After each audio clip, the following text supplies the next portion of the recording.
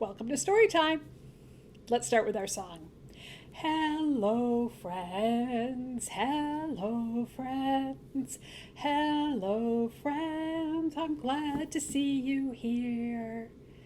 So, this week, our fairy tale from the Brothers Grimm is Cinderella. Once upon a time, there were three sisters. The oldest two were quite close. They were pretty, but they were mean tempered. And then there was the youngest sister. She was pretty and very kind. And the oldest two hated her because of that, and they bullied her all the time. Now, you would think the parents would notice, but somehow they never seemed to stop it, and the littlest sister was left to fend for herself. What does that good-for-nothing thing want in the living room, they said, and they took away her pretty clothes and gave her only old worn-out things to put on and laughed at her, and they made her live in the garage.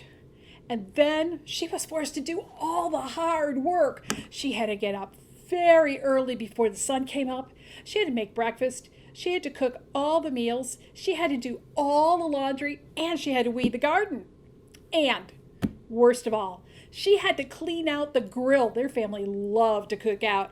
And do you know how dirty that grill could get? It was such a dirty job. She was covered from head to toe in ashes and cinders. And so they started to call her Cinderella. One night, her father offered to take all the girls shopping, and the oldest two talked about all the things they would buy. Beautiful clothes, said the oldest. Pearls and diamonds, said the second. Now, child, he said to his youngest daughter, what will you have? Because she had spent so much time weeding in the garden, Cinderella had come to know a lot about plants. I would like a plant with beautiful flowers, she said. And of course, the oldest two sisters laughed and cackled at her request. They told their dad that she should stay home. So, she did. The two older sisters bought their fine clothes and their pearls and their diamonds. And on the way home, the father felt bad for leaving his youngest daughter home, and he stopped at a store and bought her the first plant he could find. And when he got home, he gave it to her. Then she took it, and every time her sisters bullied her and she cried, the plant was watered with her tears, and it grew and became a beautiful plant. Now, the flowers of that plant could grant wishes, and sometimes when things were particularly bad, she would pick a flower from that plant and make a wish. Now, it happened that the king of the land held a feast. Those who would come could compete for the chance to marry the king's son. Cinderella's two sisters were asked to come. And so they called to Cinderella and they said, now fix our hair, polish our shoes, tie our sashes for us, for we are going to dance at the king's feast. And Cinderella did as she was told. But when all was done, she could not help for crying, for she thought to herself, I would like to go to the dance too. And she begged her mother very hard to let her go. Ha! You, said the mother, you didn't want fine clothes or jewelry. You wanted that stupid plant. You have nothing to wear to a fancy ball. And off she went to escort her two older daughters to the feast. Now, when all were gone and nobody was left at home, Cinderella went sorrowfully and sat down next to her beautiful flowering plant. She picked a flower and she said, I wish I had a fairy godmother who could come make it so I could go to the ball. And what do you think? A fairy godmother did appear, just like that. She stood in front of Cinderella and said, what do you wish for? I wish I could have a dress as beautiful as the flowers on my plant. Close your eyes, said the fairy godmother, and turn around 3 times. And Cinderella did. And when she opened her eyes and looked, she was wearing the most beautiful long dress that was covered in real flowers. And there were glass shoes, and she put them on. And she was ready to walk to the palace for the ball, but her fairy godmother said, not yet.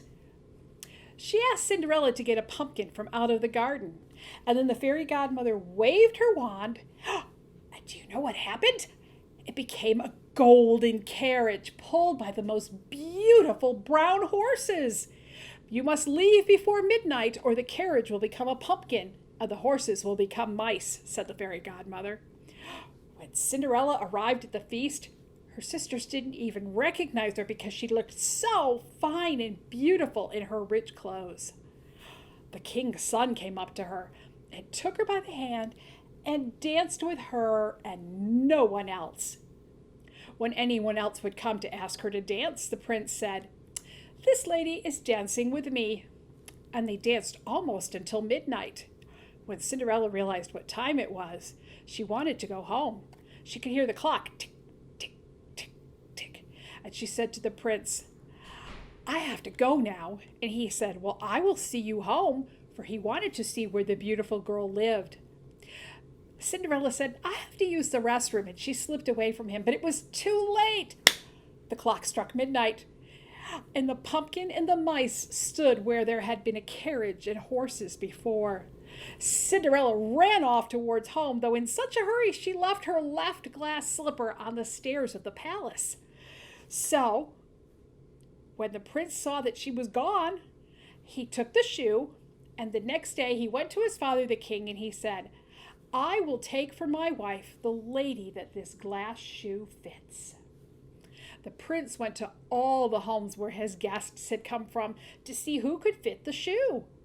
Well, when he got to the home of Cinderella and her sisters, the two sisters were overjoyed, for they had beautiful feet and they had no doubt that they could wear that glass slipper.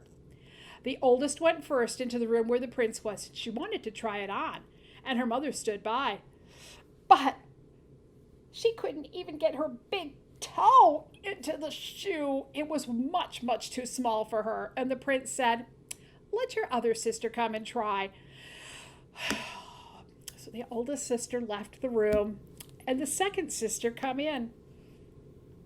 Well, she managed to get her toes in and part of her foot, but she couldn't possibly get her heel in the shoe. Her foot was also much too large. "This is not the true bride," the prince said to the father. "Have you no other daughters?" "Ha!" laughed the older two sisters. "Ha! No one you'd want to know." But their father went and found the youngest sister.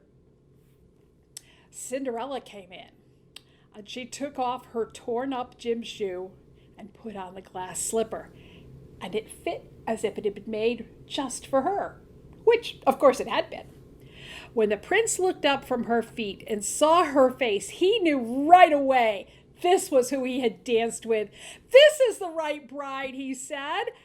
Then Cinderella ran and got her magical flowering plant and joined the prince on his horse, and they rode away and lived happily ever after. And that is the story of Cinderella. Goodbye, friends. Goodbye, friends. Goodbye, friends. It's time to say goodbye. See you next week for story time.